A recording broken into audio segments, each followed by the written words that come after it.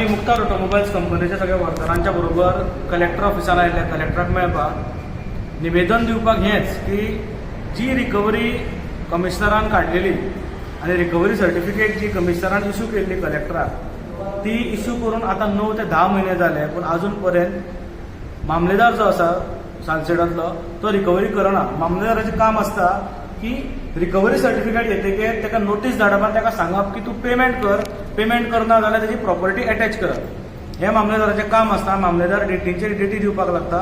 मामलेदाराक हें कळूंक जाय की मामलेदार इज नॉट अ कन्सिलेशन ऑफिसर. तो हांगा सेटलमेंट करपाक बसूना. ताचें काम जें आसा तें फक्त रिकवरीचें काम आसा आनी तें रिकवरी इमिजिएट करची. आमी आज कलेक्टराक रिक्वेस्ट केला की ते मामलेदाराक डायरेक्ट करचें की रिकवरी इमिजिएट कर, अटॅचमेंट जें कितें आसता इमिजिएट कर. जर हे विथीन टायम जायना जाल्यार आमकां फुडली स्टेप घेवची पडटली. आमी कदाचित हायकोर्टान सुद्दां on non action of the मामलेदार आनी कलेक्टर वचपाचो आमी प्लॅनिंग करतात. सो आमचे परत एकदां आमी रिक्वेस्ट थ्रू मिडिया सुद्दां करता मामलेदाराक आनी कलेक्टराक की तेंच्यांनी इमिजिएटली जे आसा पळय ती रिकवरी प्रोसिडींग्स करची.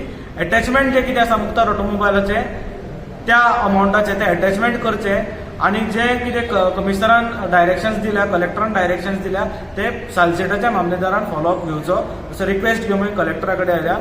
आज सगळे जाण हांगा जमल्या फक्त निवेदन दिवपाक. फाल्यां हेजे फुडलो स्टेप जावचो न्ही हे कलेक्टरान आनी मामलेदारान जबाबदारी घेवची पडटली. हेच रिक्वेस्ट करपाक आमी आयिल्ले.